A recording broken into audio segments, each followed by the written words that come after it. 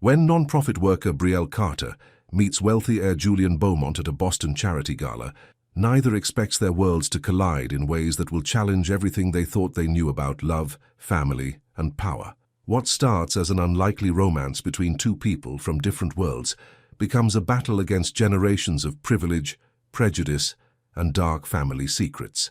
As Brielle navigates the treacherous waters of Boston's elite society while carrying Julian's child, she must find the strength to stand up to forces determined to tear them apart.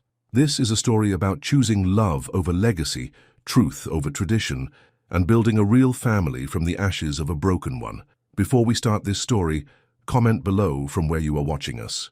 The charity gala at the Boston Convention Center sparkled with crystal chandeliers and wealthy donors in designer clothes. Brielle Carter stood near the entrance, feeling out of place.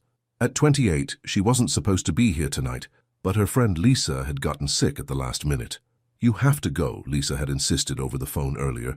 "The non-profit needs someone there, and you know more about our programs than anyone else." So here she was, in her one good black dress, holding a glass of champagne that she'd barely touched. Brielle worked full-time at Fashion Forward, a non-profit that provided business clothes and career training to underprivileged women. She loved her job, even though the pay wasn't great. Her MBA could have landed her a high-paying corporate position, but helping women find their confidence meant more to her than money. She took a small sip of champagne and checked her watch. Just one more hour, and she could leave without seeming rude. "You look as thrilled to be here as I feel," a deep voice said beside her. Brielle turned to see a tall man with warm brown eyes and a friendly smile. His tuxedo probably cost more than her monthly rent, but there was something approachable about him. "Is it that obvious?" she asked with a small laugh. "Only to a fellow sufferer of gala fatigue." He extended his hand. "I'm Julian Beaumont." Brielle shook his hand. "Brielle Carter." The name Beaumont was familiar. Everyone in Boston knew about the Beaumont family. Old money, political connections, and a mansion in the most exclusive part of the city. "So, what brings you here tonight, Brielle Carter?" Julian asked. "I'm filling in for a colleague. I work at Fashion Forward." Julian's eyes lit up with genuine interest. "The non-profit that helps women with professional development. That's amazing work." Brielle found herself relaxing as they talked. Julian asked thoughtful questions about her work, and she found herself sharing stories about the women the program had helped. There was something about the quiet way he listened that made her feel heard. "What about you?" she finally asked. "What do you do when you're not attending charity galas?" A slight shadow crossed his face. "Officially, I help run the family foundation. Unofficially, I'm trying to figure out how to use the Beaumont resources for something meaningful." Before she could respond, a waiter approached with fresh champagne. Julian took 2 glasses, handing one to Brielle. "Two making a difference," he said, raising his glass. Brielle smiled and clinked her glass against his. "To making a difference." By the end of the evening, Julian had asked for her number. Brielle hesitated. Men like Julian Beaumont didn't date women like her, but something in his eyes, a genuine warmth that seemed at odds with his polished exterior, made her take the chance. 3 days later, Julian called and asked her to dinner. One dinner turned into weekly dates, then twice weekly. They went to small, out-of-the-way restaurants where the food was excellent, but the atmosphere casual. "Why not one of those fancy places downtown?" Brielle asked one night over Vietnamese food. Julian stirred his foe. "Because here we can actually talk without bumping into 20 people my mother thinks I should network with." Brielle laughed, but she understood the subtext. In their 2 months of dating, she'd noticed they never went anywhere Julian might run into his family or their social circle. That night, after dinner, Julian drove her home to her small apartment in a neighborhood that was decidedly not Beacon Hill. In the car, he took her hand. "There's something I need to tell you," he said. "I've been keeping our relationship private." Brielle pulled her hand away. "You mean a secret?" Julian winced. "It's complicated. My family, especially my mother, has certain expectations about who I should be seen with." "You mean who you should date," Brielle said flatly, "and I don't fit the bill." "That's not it," Julian insisted, but his eyes told a different story. "I just want us to have time to build something real before dealing with all the Beaumont family drama." Brielle looked out the window, hurt brewing in her chest. "I'm not interested in being someone's secret, Julian." He reached for her hand again. "You're not a secret, you're private, special." His voice dropped. "Please, Brielle, just give us a little more time." Against her better judgment, Brielle agreed, because despite the secrecy, when they were together, Julian seemed to see her, really see her, in a way no one else ever had. 6 months into their relationship, they finally spent a weekend away together at a beachfront cottage on Cape Cod. Away from Boston, away from his family's watchful eyes, Julian seemed lighter, happier. They walked on the beach at sunset, picking up shells and talking about everything and nothing. "Tell me about your family," Julian said, as they sat on the sand, watching the waves. Brielle smiled. "It's just me and my mum now. My dad died when I was in college. Mum's a high school principal, toughest woman I know. She raised an amazing daughter," Julian said softly. "What about your family, besides what everyone in Boston already knows about the famous Bowmonts?" Julian picked up a handful of sand, letting it sift through his fingers. "My father is more interested in political connections than actual politics. My mother is obsessed with appearances, what people wear, who they know, which clubs they belong to. And what about you? What are you obsessed with?" Julian looked at her, his eyes serious. "Right now, you." Later that night, in the cottage with the sound of waves crashing outside, they made love for the first time. Afterward, Julian held her close. "I think I'm falling in love with you," he whispered against her hair.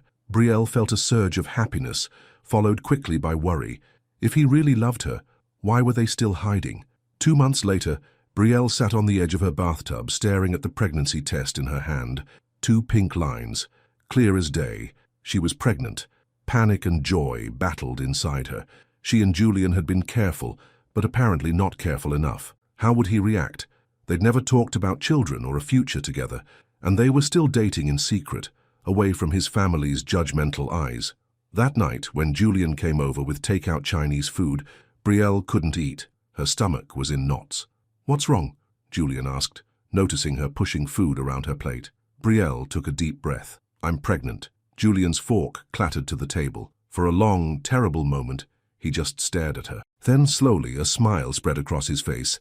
"We're having a baby?" he asked, his voice filled with wonder. Relief washed over Brielle. "Yes, we're having a baby." Julian moved around the table and knelt beside her chair, taking her hands in his. "I know this isn't planned and the timing isn't perfect, but Brielle," his eyes shone with emotion, "I love you, and I already love this baby." Tears spilled down Brielle's cheeks. "I love you too." Julian kissed her, then rested his forehead against hers. "We're going to be a family." But even as happiness bloomed between them, Brielle couldn't ignore the nagging voice in her head. A baby meant they couldn't hide anymore. Julian would have to introduce her to his family, to his world. The thought made her stomach tighten with anxiety. Julian seemed to read her mind. "I need to tell my parents," he said, pulling back slightly. "Especially my mother." "Will she be upset?" Brielle asked, already knowing the answer. Julian hesitated. "My mother is complicated, but she'll come around. This is her grandchild, after all." Brielle wished she could share his confidence. A week later, Julian asked Brielle to come to his family's mansion in Beacon Hill. He wanted to introduce her to his mother before telling her about the pregnancy. "Are you sure this is a good idea?" Brielle asked as they drove through the iron gates of the Beaumont estate.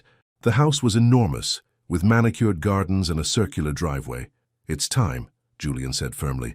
"I've been a coward, keeping you separate from this part of my life. No more hiding." A butler answered the door and led them into a formal sitting room with antique furniture and oil paintings of stern-looking ancestors.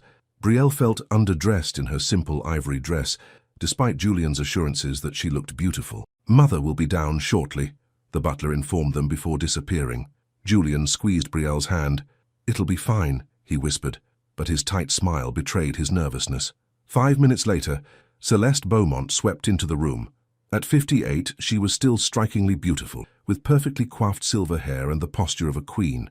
Her eyes, the same warm brown as Julian's, turned cold when they landed on Brielle. "So this is the mysterious girlfriend," Celeste said, extending her hand with obvious reluctance. "Julian has been quite secretive about you." Brielle shook her hand. "It's nice to meet you, Mrs. Beaumont. Julian has told me a lot about you." "Has he?" Celeste's smile didn't reach her eyes. "How interesting, since he's told me almost nothing about you." Julian cleared his throat. "Mother, Brielle works at Fashion Forward. She has an MBA from Boston University." "How nice," Celeste said dismissively. "And your family?" "My mother is a high school principal in Dorchester," Brielle answered, lifting her chin slightly. Celeste's eyebrows rose a fraction. "I see." The next half hour was excruciating. Celeste asked pointed questions about Brielle's background, each one designed to emphasize the differences between them. Julian tried to steer the conversation to safer topics, but his mother was relentless. Finally, Celeste stood. "Julian, I need to speak with you privately before dinner. Would you excuse us, Brielle?" "Of course," Brielle said, relieved for the break from Celeste's scrutiny. Julian squeezed her hand. "I'll be right back. Then we can tell her our news together." As they left the room, Brielle heard Celeste say, "Really, Julian, I don't understand why you couldn't have introduced me to someone more suitable." The door closed behind them, but the walls of the old house were thin. Brielle could hear them talking in the hallway outside. She tried not to listen, but then Celeste's voice rose sharply. "What do you mean she's pregnant? Please tell me you're joking." Julian's voice was too low to hear clearly, but he sounded defensive. Then Celeste's voice, crystal clear and sharp as glass, "You're not having kids with that black woman." Brielle froze, the words hitting her like a slap. She felt sick, but underneath the hurt, something else stirred. A quiet, burning anger. She stood, smoothing the front of her ivory dress, and walked to the door. She could hear Julian starting to respond, his voice rising in anger, but she didn't wait to hear his defense. Brielle opened the door and stepped into the hallway, her head high. Julian and Celeste turned to look at her, Julian with horror that she'd heard, Celeste with cold defiance. Brielle looked Celeste directly in the eye. Her voice was calm, but powerful. "You're right. He's not having a child with a black woman. He's having one with me, and that child will be loved, protected, and never made to feel small in rooms like this." Celeste said nothing, her face frozen in shock that Brielle had confronted her so directly. Julian stared at Brielle with something like awe. In that moment, with her quiet dignity facing down generations of privilege and prejudice, she looked like a goddess. And goddesses don't argue with ghosts. Brielle turned to Julian. "I'm ready to leave now." Julian nodded, still stunned by what had just happened. He took Brielle's hand and led her to the front door, not even looking back at his mother, who remained rooted to the spot, speechless, for perhaps the first time in her life. In the car, Julian finally broke the silence. "Brielle, I'm so sorry. What my mother said was unforgivable." Brielle looked out the window at the mansion growing smaller behind them. "The question is, Julian, what are you going to do about it?" Julian reached for her hand. "I choose you, Brielle. You and our baby. Always." Brielle turned to look at him, her eyes serious. "If you're going to stand beside me, I need to know you're doing it with your spine, not your last name."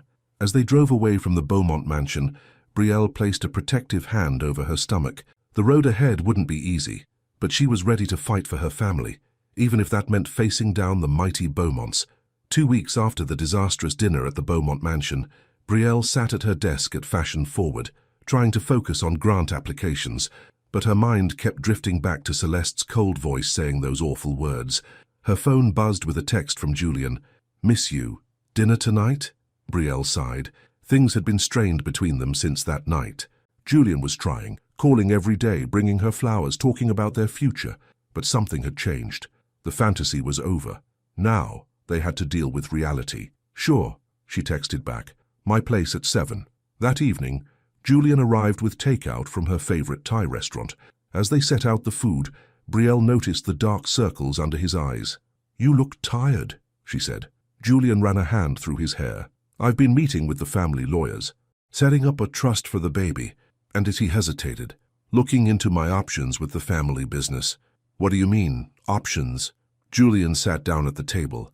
"I'm thinking about leaving Beaumont Enterprises, starting something of my own." Brielle stared at him. "Because of what happened with your mother?" "Because it's time I stood on my own 2 feet, Julian said firmly. "I've been living off my family name my whole life. I want our child to see me as someone who makes his own way." Brielle felt a wave of tenderness. "Julian, you don't have to cut ties with your family for me." "I'm not doing it for you," he said, taking her hand. "I'm doing it for us, and for myself. I should have done it years ago." Later, as they cleaned up after dinner, Julian's phone rang. He checked the screen and frowned. "It's my mother," he said. "Third time today." "Maybe you should answer," Brielle suggested. "She's still your mother." Julian hesitated, then answered. "Hello, Mother." Brielle could hear Celeste's voice, though not her words. Whatever she was saying made Julian's jaw tighten. "I've already told you my decision," he said. "No, I won't reconsider." "Yes, I understand what I'm giving up." His eyes met Brielle's. "It's worth it." After he hung up, Julian explained, "She wants me to come to dinner tomorrow, alone. She says she wants to discuss my future. Are you going? Brielle asked. Julian shook his head. Not without you. We're a package deal now. Brielle touched his arm. Julian, maybe you should go. Hear her out. She's still your mother, and this is still your family. After what she said to you? No way. I'm not trying to become your rebellion, Brielle said softly. I'm trying to be your peace. Julian looked at her, surprised. What does that mean? He asked. It means I don't want you to choose me just to spite your mother. I want you to choose me because it's what you truly want. She placed his hand on her still flat stomach. We're having a baby. That's bigger than any family drama. Julian pulled her close. I love you, Brielle Carter, and I'm choosing you because you make me want to be better. The next day, Brielle was reviewing a client's resume when her assistant poked her head in. There's someone here to see you, says she's Julian's mother. Brielle's heart jumped. Send her in. Celeste Beaumont walked into the small office like she was entering a palace, dressed in a cream-colored suit that probably cost more than Brielle's monthly salary. Her eyes took in the modest surroundings with barely concealed disdain. Miss Carter, she said with a tight smile, thank you for seeing me. Mrs. Beaumont, Brielle replied, keeping her voice neutral. Please, sit down. Celeste perched on the edge of a chair. I'll get right to the point. Julian has always been impulsive. When he wants something, he goes after it with blinders on. And you think I'm just something he wants? Brielle asked, keeping her voice level. I think you're a phase, Celeste said bluntly. Julian has been rebelling against the family his entire life. This is just his latest act of defiance. Brielle felt her anger rising but kept her composure. With all due respect, Mrs. Beaumont, Julian and I love each other, and we're having a child together. That's not a phase. Celeste reached into her designer purse and pulled out a checkbook. I'm prepared to be generous. Name your price. Brielle stared at her in disbelief. You're trying to buy me off? I'm offering you and your child financial security, Celeste said smoothly. Much more than Julian could provide if he cuts ties with the family. I don't want your money, Brielle said, her voice quiet but firm. And neither does Julian. Celeste's polished facade cracked slightly. You don't understand what you're giving up. The Beaumont name opens doors that would otherwise remain closed. Do you really want to deny your child those opportunities? What I want, Brielle said, standing up, is for my child to grow up knowing their worth isn't determined by a last name or a bank account. She opened her office door. We have nothing more to discuss, Mrs. Beaumont.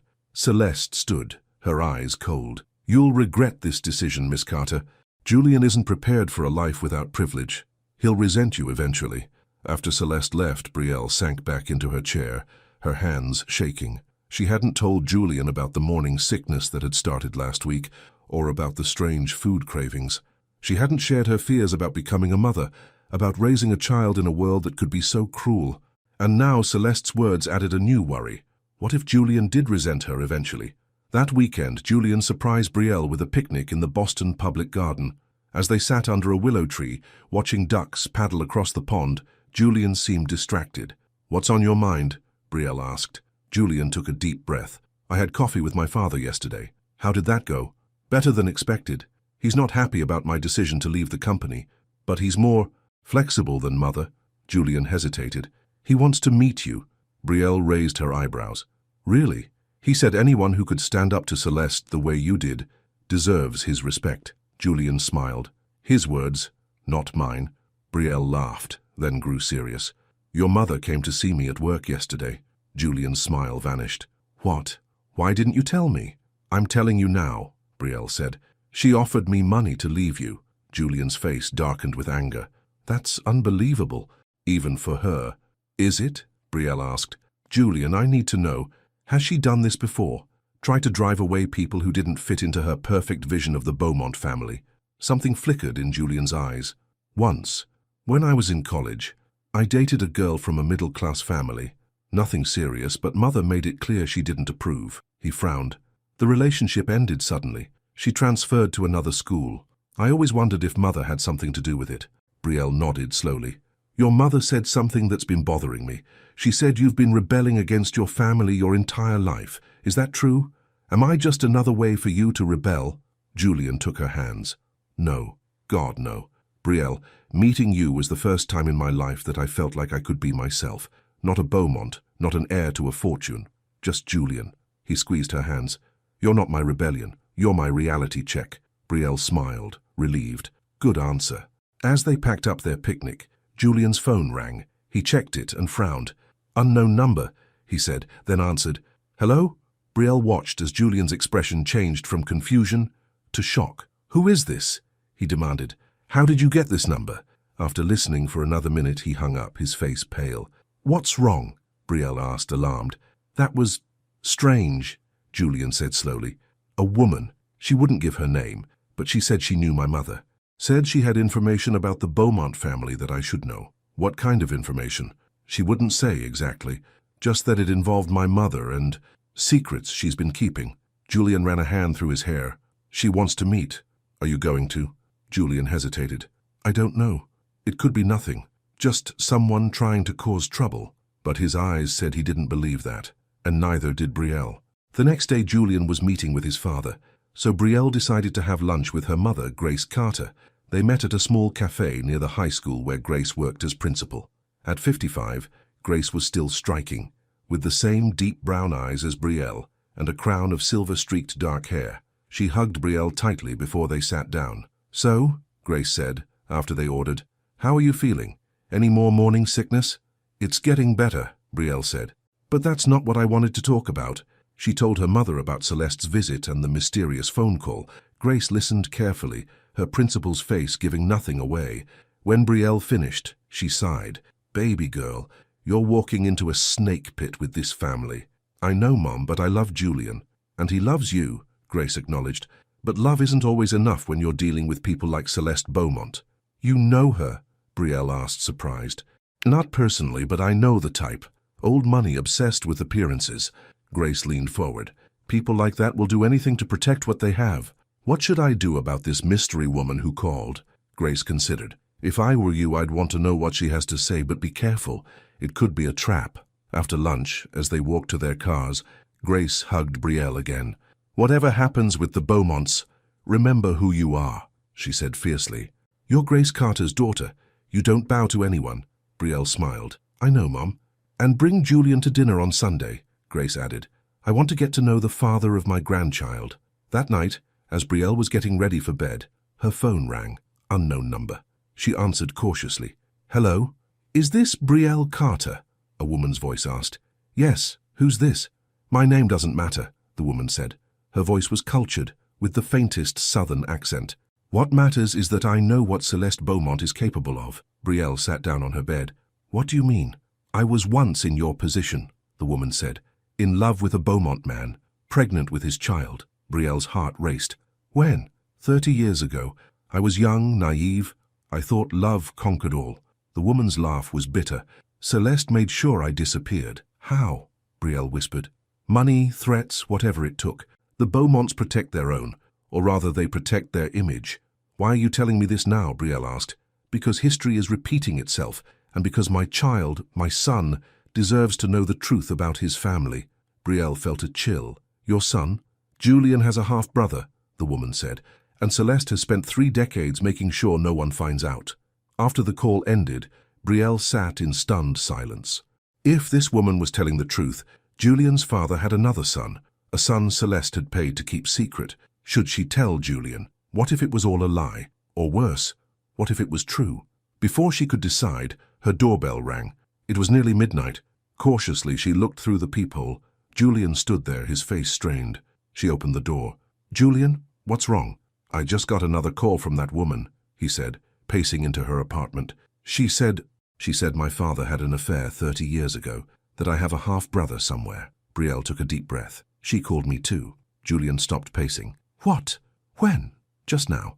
She told me the same thing." Brielle led him to the couch. "Julian, do you think it could be true?"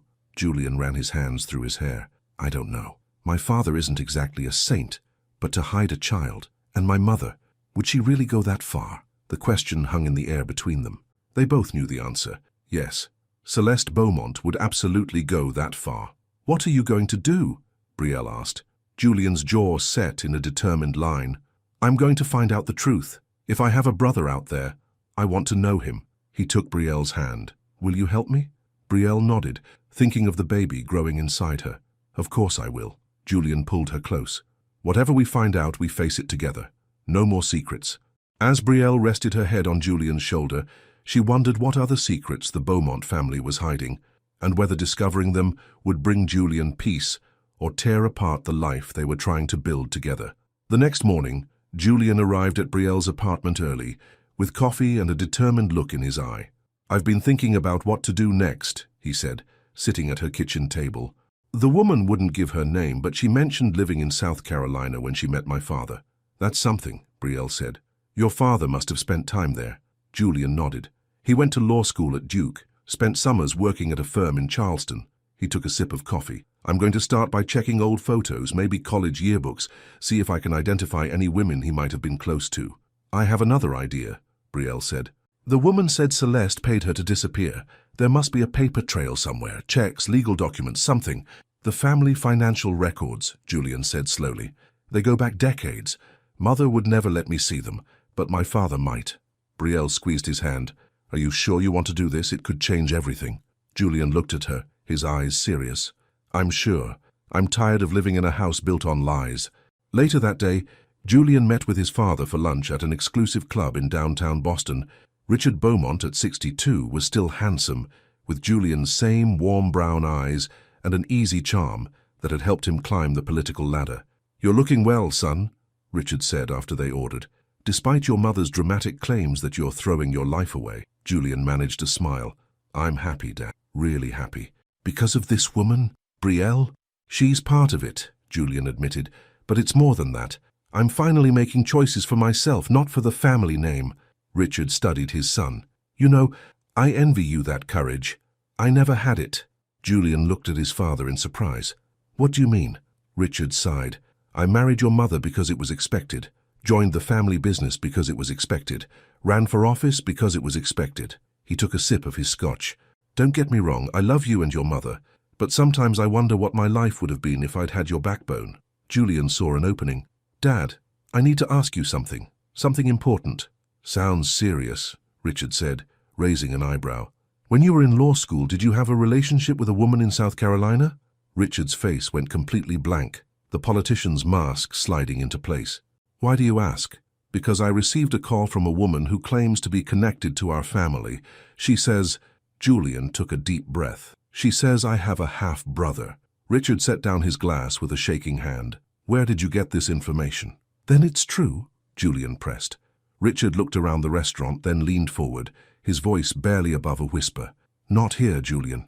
This isn't a conversation for public places." "When, then?" "I need to know the truth, Dad." Richard closed his eyes briefly. "Come to my office tomorrow, alone." He emphasized the last word. "There are things you need to know, things about your mother that, well, it's complicated." Julian left the lunch with more questions than answers. As he drove to Brielle's office to pick her up, his mind raced with possibilities. What had his father done? What had his mother covered up? And somewhere out there, did he really have a brother who never knew his family? When he arrived at Fashion Forward, Brielle was waiting outside, her face troubled. "What's wrong?" he asked as she got into the car. "I just got another call from that woman," Brielle said. "She's in Boston. She wants to meet us tonight." Julian gripped the steering wheel. "Did she say who she is?" Brielle nodded, her eyes wide. "Julian, she says her name is Eleanor Phillips, and 30 years ago she was engaged to your father." Julian and Brielle sat in a quiet corner of a downtown hotel lobby, waiting. Julian kept checking his watch, while Brielle sipped her water, trying to stay calm. "Are you sure she said 7? Julian asked for the third time. "Yes," Brielle replied patiently. "She'll be here." As if on cue, a woman walked through the hotel doors. She was in her early 50s, elegant in a simple blue dress with silver-streaked dark hair pulled back in a neat bun. She scanned the lobby, then walked directly toward them. Julian stood, his face tense. The woman stopped a few feet away, studying him with an intensity that made Brielle shiver. "You look so much like him," the woman said softly. "The same eyes." "You're Eleanor Phillips?" Julian asked. She nodded. "And you're Julian." Her gaze shifted to Brielle. "Thank you for agreeing to meet me." They sat down, an awkward silence falling over the group until Brielle spoke. "You said you were engaged to Julian's father." Eleanor twisted a simple silver ring on her right hand. "Yes, 30 years ago. Richard was finishing law school at Duke. I was teaching elementary school in Charleston." A small smile touched her lips. "We met at a fundraiser, much like you two did." "My father never mentioned you," Julian said. "I'm not surprised," Eleanor replied. After what happened, I'm sure he tried to forget all about me. What did happen? Brielle asked gently. Eleanor took a deep breath. We fell in love. Richard proposed. Then I got pregnant. Her eyes grew distant. Richard was thrilled. He wasn't like the other law students, ambitious, calculating. He was kind, idealistic. He wanted to make a difference in the world. That doesn't sound like my father, Julian said with a frown. The Richard Bowmont you know isn't the man I loved, Eleanor said. Your mother made sure of that. What do you mean? Julian asked. When Richard told his parents about us, they were concerned. I wasn't from their world. My father was a mechanic, my mother a seamstress. Eleanor's voice hardened. But they agreed to meet me. That's when Celeste entered the picture. She wasn't married to my father yet, Julian said, confused. No, but the Bowmonts and the Harringtons, your mother's family, had been circling each other for years. A merger of their fortunes was practically preordained. Eleanor leaned forward. When Celeste found out Richard was engaged to someone else, someone pregnant with his child, she took matters into her own hands. What did she do? Brielle asked, dreading the answer. First, she befriended me, Eleanor said, called me, invited me to lunch, played the supportive friend, all while hiring private investigators to dig into my past. Julian looked sick. That sounds like Mother. Then one day she showed up at my apartment with a folder. Inside were photos of Richard with another woman. Intimate photos. Eleanor's voice wavered. Celeste said he'd been seeing this woman for months, that their families had an understanding, that I was just a diversion. Were the photos real? Brielle asked. Some were, some weren't. I learned later that Celeste had hired the woman in the photos, paid her to get close to Richard. Eleanor shook her head. I was young, heartbroken, and scared. When Celeste offered me money to leave, a fresh start for me and my baby, I took it. Julian's face had gone pale. And my father? What did he do? Celeste told him I'd taken the money and run, that I'd admitted the baby might not be his. Eleanor's eyes filled with tears. By the time I realized what she'd done, it was too late. Richard and Celeste were engaged. The Bowmont machine had moved on. And your child? Brielle asked softly. Julian's half-brother? Eleanor reached into her purse and pulled out a photo. This is my son, David. Julian took the photo with shaking hands. The man in the picture was about his age, with the same jawline, the same eyes. There was no mistaking the resemblance. Does he know? Julian whispered. About his father. He knows Richard Bowmont is his biological father. He doesn't know about you. Eleanor took back the photo. I never told him he had a brother. I didn't want him to feel rejected by a family that didn't know he existed. Why now? Julian asked. After all these years, why come forward now? Eleanor looked at Brielle. Because history is repeating itself. When I saw your picture in the society pages, Julian Beaumont's mysterious new girlfriend, I knew Celeste would try to do to you what she did to me. Julian ran a hand through his hair. I'm meeting with my father tomorrow. He promised to tell me the truth. Be careful, Eleanor warned. Richard may be under Celeste's thumb, but he's not innocent in all this. He chose his family name over his own child. After Eleanor left, Julian and Brielle sat in silence for a long moment. Do you believe her? Brielle finally asked. Yes, Julian said without hesitation. It explains so much, why my parents' marriage has always seemed so cold, why my father drinks too much and works too hard. He looked at Brielle, his eyes pained. And it explains why my mother is so obsessed with the family image. She built her entire life on a lie. Brielle took his hand. What are you going to do? Julian's jaw set in a determined line. I'm going to meet with my father tomorrow, get his side of the story, and then... He squeezed Brielle's hand. I want to meet my brother. The next morning, Julian arrived at his father's office in the Bowmont building downtown. Richard's secretary showed him in immediately, then closed the door behind him. Richard stood by the window, looking out at the Boston skyline. He turned when Julian entered, his face grave. You spoke with Eleanor, he said. It wasn't a question. Julian nodded. Last night. Richard sighed heavily and gestured to a chair. Sit down, son. This is a long story. Julian remained standing. Is it true? Do I have a half-brother that you and Mother have hidden all these years? Richard closed his eyes briefly. Yes. The simple admission hit Julian like a physical blow. He sank into the chair. His name is David, Richard continued, moving to sit behind his desk. He's 30 years old, lives in New York. He's a doctor. You've been keeping track of him, Julian said, surprised. Richard nodded, from a distance. I set up a trust fund for him when he was born, paid for his education, made sure he had opportunities. But you never acknowledged him, Julian said, his voice hard. Never gave him your name. That was part of the arrangement, Richard said, not meeting Julian's eyes. Eleanor received a settlement in exchange for her discretion. You mean Mother paid her off to disappear? Richard's face tightened.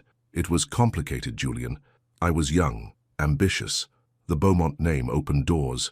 Being linked to a scandal would have ended my career before it began. So you abandoned your child, Julian said flatly, and married Mother instead. I provided for David financially, Richard insisted. That's more than many men in my position would have done. Money isn't the same as being a father, Julian shot back. You know that. Richard looked suddenly old, the polished facade cracking.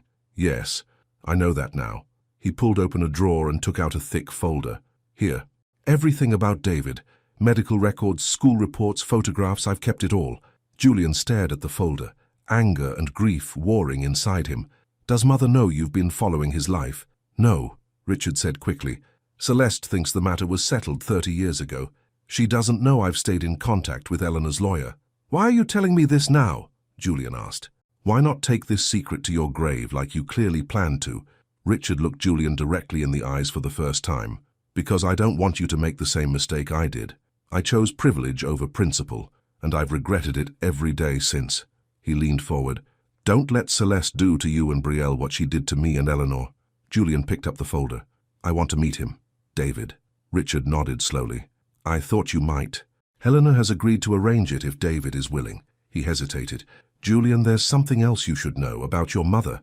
What now? Julian asked wearily. Celeste didn't just target Eleanor. Over the years there have been others. People who threaten the Beaumont image. Business rivals, political opponents, journalists asking too many questions. Richard's voice dropped. Your mother can be ruthless when it comes to protecting what she's built. Julian felt cold. What exactly are you saying? I'm saying be careful, Richard warned. When Celeste feels cornered, she's capable of almost anything. That afternoon, Brielle was at work when her assistant announced a visitor, Julian's father. Richard Beaumont entered her office looking nothing like the powerful businessman she'd expected. His shoulders were slumped, his expression troubled. Mr. Beaumont, Brielle said, rising from her desk. This is a surprise. Please call me Richard, he said, taking the seat she offered. I won't take much of your time. I just wanted to speak with you directly. About what? About Julian. About the baby. Richard ran a hand over his face. And about Celeste. Brielle waited, sensing there was more to this visit than pleasantries. I've made many mistakes in my life, Richard continued. The worst was abandoning Eleanor and my son. I don't want Julian to suffer for my sins. I don't understand, Brielle said carefully. Richard leaned forward. Celeste will never accept you or your child, never. In her mind, you're a threat to everything she's built. And what exactly has she built? Brielle asked. An illusion, Richard said simply. The perfect family, the perfect legacy, it's all she cares about. Why are you telling me this? Because you need to be prepared. Celeste won't stop at bribery. She'll dig into your past, your family's past. She'll find or create weaknesses to exploit. Richard's eyes were earnest. Julian loves you, I can see that, but loving someone isn't always enough to protect them. A chill ran down Brielle's spine. Are you warning me to stay away from your son? No, Richard said firmly. I'm warning you to be vigilant, and I'm offering my help for what it's worth. Your help? Brielle repeated skeptically. I've enabled Celeste for 30 years, Richard admitted. Looked the other way while she managed our family image. No more. He stood. Julian deserves happiness, you both do, and that child deserves better grandparents than Celeste and I have been. After Richard left, Brielle sat at her desk, thinking. Something about his visit bothered her. It seemed too convenient, too neat. Was Richard truly having a change of heart, or was this another Beaumont manipulation? She picked up her phone and called her mother. Mom, can you come over tonight? I need your advice. That evening, Grace Carter listened intently as Brielle recounted her meeting with Eleanor and Richard's surprise visit. What do you think? Brielle asked when she finished. Can I trust Richard? Grace considered carefully. Trust is earned, not given, and from what you've told me, Richard Beaumont hasn't earned anything. But he seemed sincere, Brielle said. He really seemed to regret what happened with Eleanor. Regret is easy when you're caught, Grace pointed out. The real test is what he does next. Brielle rubbed her growing baby bump absently. At 4 months pregnant, she was just beginning to show. I'm worried about Julian, she admitted. This is tearing him apart. Finding out his parents' marriage is built on lies that he has a brother he never knew about. Grace took Brielle's hand. How are you feeling about all this? Really? Brielle sighed. Scared. Overwhelmed. Sometimes I wonder if we should just walk away from the Bowmonts completely. Start fresh somewhere else. Is that what you want? No, Brielle said firmly. I want Julian to have a relationship with his brother, if that's possible. I want our child to know their family. The good parts of it, anyway. She smiled weakly. I just didn't expect so much drama. Grace laughed. Baby girl, when have you ever taken the easy road? Later, after her mother left, Brielle was getting ready for bed when Julian called. How did it go with your father? She asked. About as well as could be expected, Julian said, sounding tired. He admitted everything. Even showed me a folder he's kept on David all these years. That's creepy, Brielle said. Isn't it? Julian agreed. I can't figure out if he was being a concerned father from afar or just keeping tabs on a potential threat. Your father came to see me today, Brielle said. What? Julian sounded alarmed. Why didn't you tell me sooner? I'm telling you now, Brielle said. He wanted to warn me about your mother, said she might dig into my past, try to find something to use against me. Julian was silent for a moment. That sounds like mother. Julian, do you trust your father? Another pause. I don't know. I think he regrets his choices, but that doesn't mean he's ready to stand up to mother. Julian sighed. There's more. Eleanor called. David has agreed to meet me. Brielle felt a surge of anxiety mixed with hope. When? This weekend. In New York. Julian hesitated. I want you to come with me. Are you sure? This is pretty personal, Julian. You're my family now, Brielle. You and the baby. I want you there. His voice softened. I need you there. Brielle smiled into the phone. Then I'll be there. 3 days later, Brielle and Julian checked into a hotel in Manhattan. They were meeting David for dinner that night at a restaurant Eleanor had suggested. As they got ready, Brielle noticed Julian's hands shaking as he tried to button his shirt. Nervous? She asked gently. Julian nodded. What if he hates me? What if he blames me for having the life that should have been his? Brielle helped him with the buttons. From what Eleanor said, David has had a good life. Different from yours, but good. And none of what happened was your fault. I know that logically, Julian said, but I still feel guilty. I've had every advantage, while my own brother didn't even know I existed. Brielle straightened his collar. Just be yourself tonight, that's all you can do. The restaurant was small and elegant, tucked away on a quiet street in Greenwich Village. Eleanor was already there when they arrived, sitting at a corner table. Beside her was a man who stood as they approached. David Phillips was tall like Julian, with the same warm brown eyes. But where Julian was polished and clean-cut, David had a more casual air. Curly hair, wire-rimmed glasses, and an easy smile that immediately put Brielle at ease. Julian, Eleanor said, making the introduction. This is David. David, this is your brother Julian, and his partner Brielle. The two men stared at each other for a long moment. Then David extended his hand. Nice to meet you, little brother, he said with a grin. You look just like the photos. Julian blinked. Photos? David glanced at his mother. Mom's kept me updated. Every graduation, every tennis trophy, every newspaper article about the illustrious Julian Beaumont. Eleanor looked slightly embarrassed. I thought he should know about you, even if you couldn't know about him. As they sat down, Brielle studied David. There was no resentment in his manner, no bitterness. If anything, he seemed curious and open. So, David said after they ordered, Mom tells me I'm going to be an uncle. Brielle smiled. Yes, in about 5 months. Congratulations, David said warmly. Kids are the best. I have 2. Emma is 6, and Zach is 4. Julian looked startled. You're married. 8 years now, David confirmed. My wife, Sophia, is a pediatrician. We met in medical school. As the evening progressed, Julian gradually relaxed. David was easy to talk to, sharing stories about his childhood in South Carolina, his decision to become a doctor, his family. He asked questions about Julian's life without a hint of jealousy. Weren't you ever angry? Julian finally asked. About everything? David considered the question. When Mom first told me about Richard Beaumont, I was a teenager. Sure, I was angry. Fantasized about confronting him, demanding answers. He shrugged. But as I got older, I realized something important. I had a great life. Mom remarried when I was 5. My stepdad, Bill, is the best father anyone could ask for. He taught me to fish, helped me with my homework, cheered at every baseball game. So you never wanted to meet Richard? Brielle asked. I was curious, naturally, David said, but I didn't need him. My family was complete. He looked at Julian. What about you? How are you handling all this? Julian sighed. It's been eye-opening, learning that my parents' entire relationship is based on manipulation and lies. He shook his head. I always knew my mother was controlling, but this is different. From what Mom's told me, Celeste Beaumont is a piece of work, David said, an edge creeping into his voice. That's an understatement, Julian agreed. By the end of dinner, Julian and David had exchanged phone numbers and made plans to have breakfast with David's family the next morning. Outside the restaurant, as they waited for cabs, Julian impulsively hugged his newfound brother. I'm glad we met, he said. David hugged him back. Me too, little brother. Me too. In the taxi back to their hotel, Brielle squeezed Julian's hand. What are you thinking? Julian stared out the window at the city lights. I'm thinking I like my brother more than most of my actual family. He turned to her. And I'm thinking about what he said, about Bill being a real father to him. DNA isn't what makes a family, is it?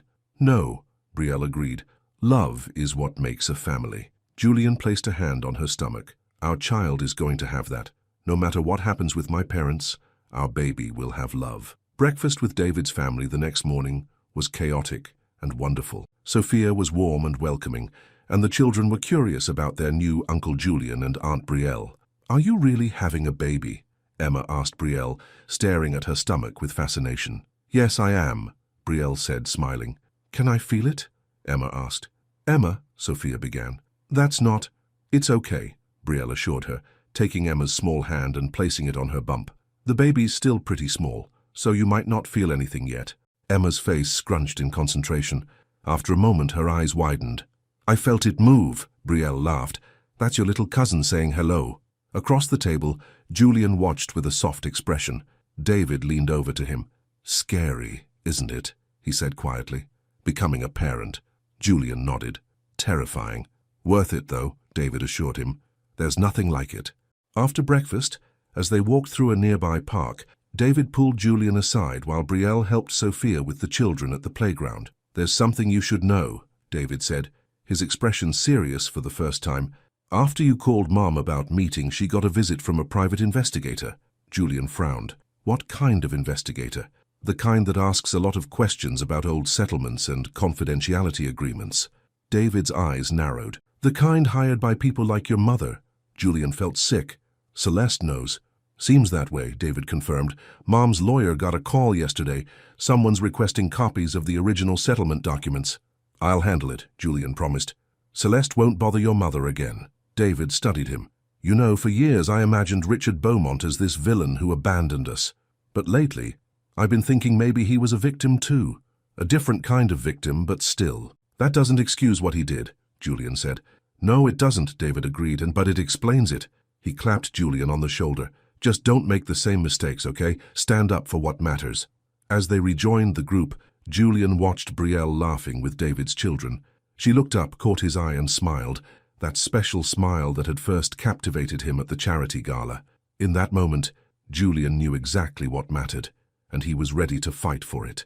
When they returned to Boston the next day, Julian drove straight to his parents' mansion. It was time for a reckoning. Are you sure about this? Brielle asked as they pulled up to the gates. We could wait. Plan what to say. Julian shook his head. No more waiting. No more hiding. He looked at her. Are you ready? Brielle took a deep breath. As I'll ever be. The butler showed them into the formal living room, where both Richard and Celeste were waiting. Celeste's face was a mask of displeasure. Julian, she said coolly, we weren't expecting you, or your friend. Fiancé, Julian corrected, taking Brielle's hand. Brielle and I are getting married. Celeste's eyebrows rose. I see. And when did you decide this? Just now, Julian said, smiling at Brielle's surprised expression. On the drive over. I was going to plan something more romantic, but, he shrugged. Life's too short for perfect moments. Brielle squeezed his hand, her eyes bright with tears and love. Richard cleared his throat. Congratulations, son. Brielle. Celeste's face hardened. If you've come to announce your engagement, consider it done. Now, if you'll excuse us... That's not why we're here, Julian interrupted. We're here to talk about David Phillips. The color drained from Celeste's face. Who? My son, Richard said quietly. My first son. Celeste's head whipped toward her husband. You told him? I had to, Celeste, Richard said. It was time. I met him, Julian continued. My brother. He's a doctor in New York, has 2 beautiful children, your grandchildren. Celeste stood abruptly. This is absurd. That matter was settled 30 years ago. A child isn't a matter to be settled, Brielle said, her voice firm but calm. And a family isn't something you can control through manipulation and money. Celeste turned on her. You have no right to speak to me about family. You're nothing but an opportunist who got pregnant to trap my son. Mother, Julian snapped. That's enough. No, Julian, it's not enough, Celeste said, her composure cracking. I have spent my entire life building this family, protecting our name, ensuring your future. And this is how you repay me, by dredging up ancient history and bringing this woman into our home? This woman, Julian said coldly, is going to be my wife, the mother of your grandchild, and if you can't accept that, then you won't be part of our lives. Richard stood, moving to stand beside Julian. Celeste, it's over. The lies, the manipulation, all of it. I've let you control our family for too long. Celeste stared at her husband in shock. Richard, what are you saying? I'm saying I want to meet my son, my grandchildren. Richard's voice strengthened. I'm saying it's time for the truth. Celeste sank back into her chair, suddenly looking every one of her 58 years. You'll destroy everything we've built. No, Mother, Julian said firmly. We're just building something new, something honest. As they left the mansion, Brielle noticed Julian seemed lighter, as if a burden had been lifted. Did you mean it? She asked as they drove away. About getting married? Julian glanced at her with a smile. Of course I meant it. Not very romantic, I know. Brielle laughed. Actually, it was perfect. Standing up to your mother, choosing your own path. That's the most romantic thing you could have done. Julian reached for her hand. I meant what I said in there. If my mother can't accept us, accept our child, then she won't be part of our lives. Do you think she'll come around? Brielle asked. Julian shrugged. I don't know, but for the first time in my life, I'm not making decisions based on what Celeste Beaumont might think. He squeezed Brielle's hand. I'm making them based on what's right for us. As they drove toward Brielle's apartment, soon to be their apartment, neither noticed the black car that pulled away from the curb behind them, following at a discreet distance. Inside that car, Celeste Beaumont made a phone call. It's me, she said tensely. I need your help. It's time to implement our contingency plan. The weeks following Julian's confrontation with his parents were surprisingly peaceful. He moved into Brielle's apartment. They began planning their wedding, and Julian started the process of stepping away from Beaumont Enterprises to start his own consulting firm. Are you sure about this? Brielle asked one evening as Julian reviewed potential office spaces on his laptop. At 5 months pregnant, she was showing more now, her belly a perfect round curve under her t-shirt. About leaving the family business? Absolutely, Julian said without hesitation. I should have done it years ago. What about the money? Brielle asked. Your trust fund, your inheritance. Julian closed his laptop and took her hand. I have enough savings to start my own business. And if my parents cut me off completely, he shrugged, then we'll manage. Plenty of people raise families without trust funds. Brielle smiled, but worry still shadowed her eyes. Have you heard from your mother? Not a word, Julian admitted. Father calls every few days, though. He's planning a trip to New York next month to meet David and his family. That's good, right, that he's trying? Julian nodded. It's a start. 30 years too late, but a start. He placed a hand on her stomach. Has the baby been kicking today? Like a soccer player, Brielle laughed. I think we have an athlete in there. Julian smiled, but Brielle could see something was bothering him. What is it? She asked. And don't say nothing. I know that look. Julian sighed. It's just Mother's silence. It's not like her. When she's angry, she usually makes sure everyone knows it. Maybe she's finally accepted the situation, Brielle suggested, though she didn't sound convinced. Or maybe she's planning something, Julian said darkly. I know my mother. She doesn't give up easily, especially when it comes to the family image. Brielle shifted uncomfortably. You're making me nervous. Julian kissed her forehead. I'm sorry. I'm probably overreacting. Let's talk about something more pleasant. He brightened. Like the gender reveal party your mother is planning. Brielle groaned. She's gone completely overboard. Balloons, catering, games. You'd think this was a royal baby. She's excited about her first grandchild, Julian said with a smile. It's sweet. It is, Brielle agreed. I just hope it doesn't turn into a circus. Julian's phone rang. He checked the screen. It's David. Since their meeting in New York, the half-brothers had spoken regularly. building a relationship that surprised them both with its ease. "Hey, big brother," Julian answered. He listened for a moment, his expression growing serious. What exactly did she say?" "Okay, thanks for the heads up." He hung up, looking troubled. "What's wrong?" Brielle asked. "That was David. His mother got a call from a reporter asking about her relationship with Richard Beaumont." Julian ran a hand through his hair. Someone leaked the story. Brielle's hand went to her stomach protectively. "Celeste? Who else?" Julian stood and began pacing. This is what she does. If she can't control the narrative, she tries to get ahead of it. Make it look like old news. What did the reporter want? Details about the settlement. About David. They're doing a piece on the secret Beaumont heir. Julian's face darkened. Mother must think that if the story's going to come out anyway, she might as well control how it's told. Brielle felt sick. Will Eleanor talk to them? She told them no comment. But these tabloid types are persistent. Julian sat back down, taking Brielle's hands. "I need to warn you, if they're digging into this story, they might come after you next. The pregnant fiancé makes a juicy angle. What should we do?" Julian squeezed her hands. "We stay ahead of it. Call a family meeting. My father, David, Eleanor, your mother.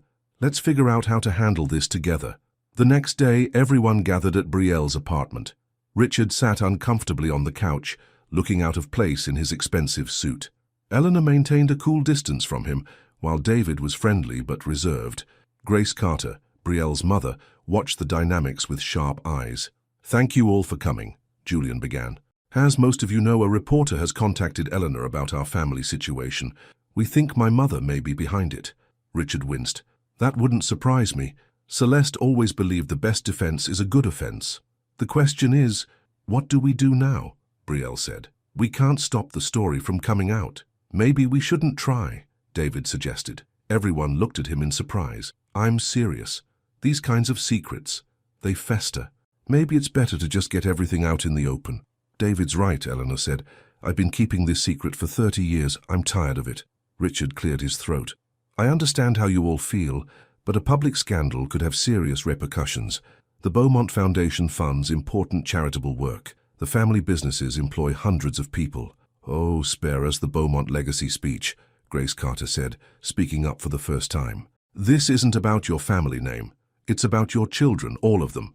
Richard had the grace to look ashamed. "You're right, of course. I think we should issue a joint statement," Julian said. "Get ahead of the story. Acknowledge that David is my half-brother, that we've recently connected as a family, and that we request privacy during this time." "What about Celeste?" Eleanor asked. "She won't like being portrayed as the villain." "She made her choices," Richard said firmly. "It's time she lived with the consequences." As they discussed the details, Brielle's phone rang. Unknown number. "Hello?" She answered cautiously. "Is this Brielle Carter?" a woman's voice asked. "Yes. Who's this?" "My name is Jennifer Lane. I'm a reporter with Boston Daily. I'm working on a story about the Beaumont family and—" "No comment," Brielle said, and hung up. She looked at the others. "It's starting." That was a reporter. Julian's face hardened. "Then we need to move quickly." By the end of the meeting, they had drafted a statement and decided that Richard would be the one to deliver it. It was time for him to take responsibility for his past. After everyone left, Brielle collapsed on the couch, exhausted. Julian sat beside her, pulling her close. "I'm sorry," he said softly. "This isn't what you signed up for." Brielle rested her head on his shoulder. "I signed up for you, Julian. The good, the bad, and the Beaumont family drama." Julian laughed. "Still, most women don't have to deal with secret half-siblings and manipulative almost mothers-in-law during their first pregnancy." "I'm not most women," Brielle reminded him. She took his hand and placed it on her stomach. "And this baby is worth all the drama in the world." The next morning, Julian was making breakfast when Brielle emerged from the bedroom, her face pale. "You need to see this," she said, handing him her phone. On the screen was an article from the Boston Daily, "Beaumont Family Scandal, Secret Love Child, and New Pregnancy Shock, Boston Elite." Julian skimmed the article, his face darkening with each paragraph. It detailed his father's affair with Eleanor, the settlement, David's existence, and even mentioned Brielle's pregnancy. The tone was sensationalist, playing up the scandal angle. "How did they get all this information so quickly?" Julian muttered. "Keep reading," Brielle said grimly. Near the end of the article, Julian found it, a quote from Celeste Beaumont. "While this is a private family matter, I can confirm that my husband fathered a child before our marriage. That relationship ended by mutual agreement. As for my son Julian's recent engagement, while the timing is unfortunate given Miss Carter's condition, we wish them well." Julian slammed the phone down. "That's it. I'm done with her." Brielle picked up the phone, reading the quote again. "Miss Carter's condition. Like I have some kind of disease." "I'm so sorry, Brielle," Julian said, pulling her into a hug. "This is exactly what I was afraid of." Before Brielle could respond, Julian's phone rang. It was Richard. "Have you seen it?" Julian asked without preamble. "Yes." Richard sounded tired. "I'm sorry, son. I didn't know Celeste was going to go to the press. What happens now?" "I've called a press conference for this afternoon. I'm going to tell the truth. All of it. No more hiding behind Celeste's carefully crafted image." Richard paused. "I'd like you and Brielle to be there, and David and Eleanor if they're willing." After Julian hung up, he looked at Brielle. "You don't have to do this. You didn't ask to be in the public eye." Brielle squared her shoulders. "If we're going to be a family, we face things together. I'll be there." The press conference was held at the Beaumont Foundation offices. Richard stood at a podium, with Julian and Brielle on one side, David and Eleanor on the other. Celeste was noticeably absent. Richard cleared his throat and began. 30 years ago, I made a terrible mistake. Not in falling in love with Eleanor Phillips. That was perhaps the most honest thing I've ever done. My mistake was in abandoning her and our unborn child when it became inconvenient for my career and social standing." The room was dead silent as Richard continued, admitting to the settlement, the cover-up, and his failure as a father to David. "I cannot change the past," he said, his voice thick with emotion, "but I can acknowledge the truth and try to be better moving forward." He looked at David. "I am proud to acknowledge David Phillips as my son, and I hope that over time he might find it in his heart to allow me some small role in his life." A reporter raised her hand. "Mr. Beaumont, where is your wife today?" Richard's face tightened. "My wife and I are re-evaluating our relationship in light of recent events." After the press conference, as they were leaving through a back entrance, Julian pulled Brielle aside. "You were amazing in there," he said, "standing beside me, showing a united front." Brielle smiled. "Like I said, we're a family. We face things together." Julian's phone rang. It was David. "The reporters found my house," he said without preamble. "They're camped outside. My kids are scared." Julian frowned. "How would they know where you live? That information wasn't public." There was a pause. "You think your mother told them?" "I wouldn't put it past her," Julian said grimly. "Listen, bring your family to Boston. Stay at my old apartment. No one will look for you there." After hanging up, Julian turned to Brielle. "This has gone too far. I need to confront my mother once and for all." "I'm coming with you," Brielle said firmly. Julian shook his head. "Not this time. I need to do this alone." Celeste was in the sunroom of the Beaumont mansion when Julian arrived. She was dressed impeccably as always, reading a magazine as if it were any ordinary day. "Hello, Julian," she said without looking up.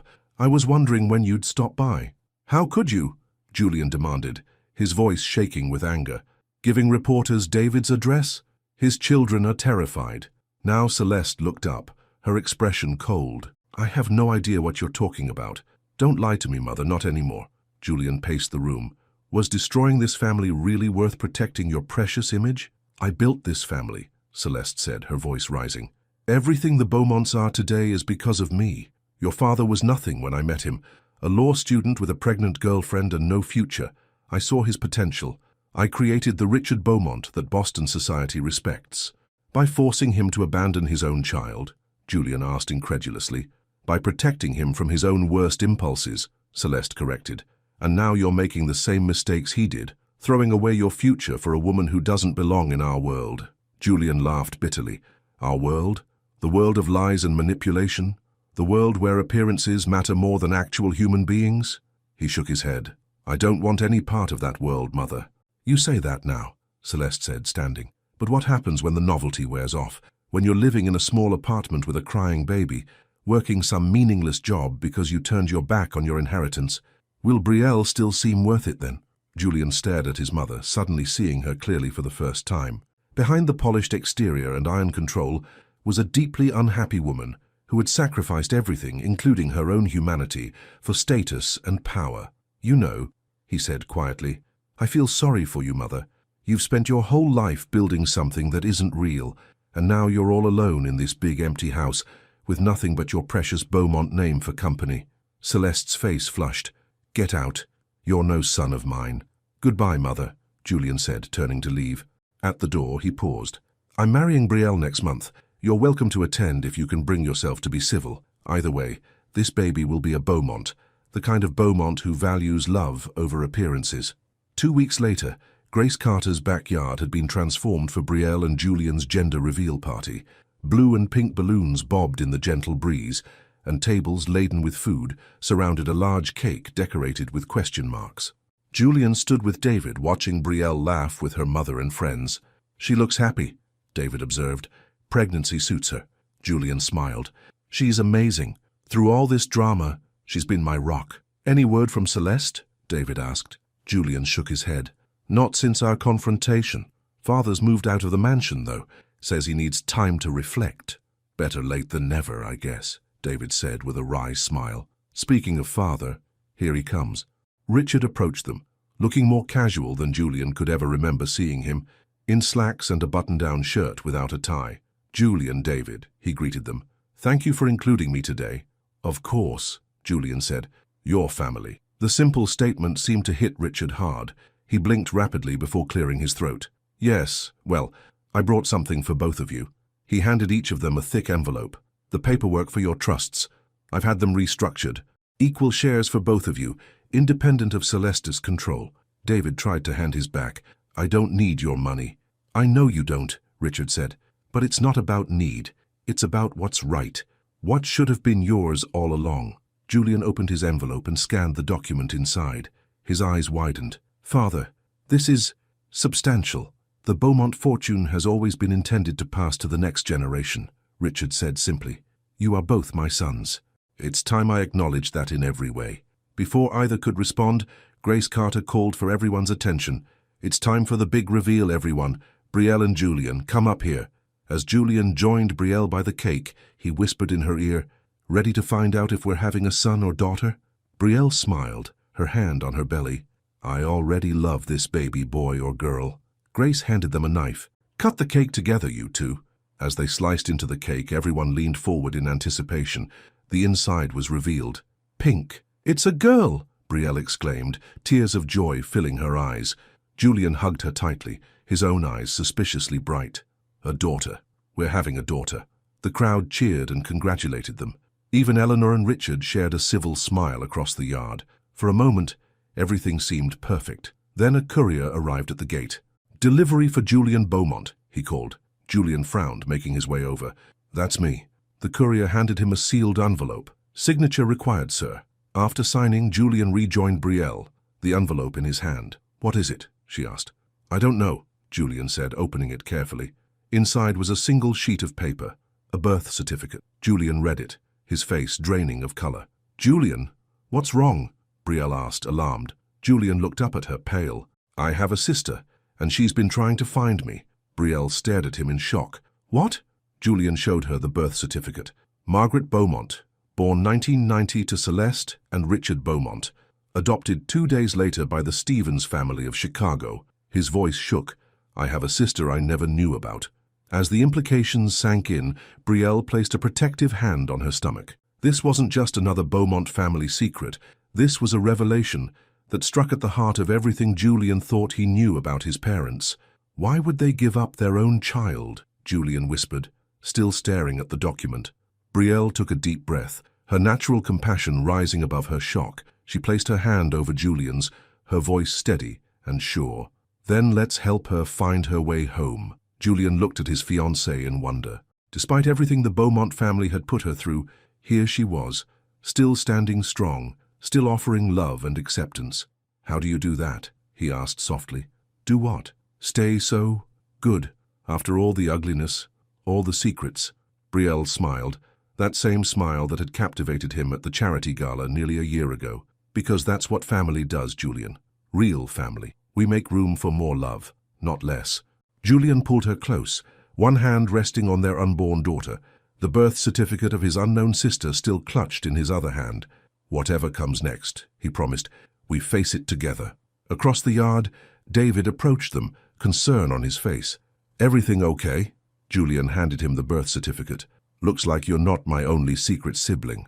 David read it, then looked up, his expression mirroring Julian's shock. "What are you going to do?" Julian exchanged a look with Brielle, drawing strength from her steady gaze. "Find her, meet her, welcome her into our family, our real family." Grace Carter joined them, taking in the tense faces. "What's happened?" As Brielle explained, Grace's expression shifted from surprise to determination. "Well then," she said firmly, "looks like we'll be adding another chair at Thanksgiving dinner." Julian laughed despite himself, overwhelmed by the simple acceptance from these remarkable women.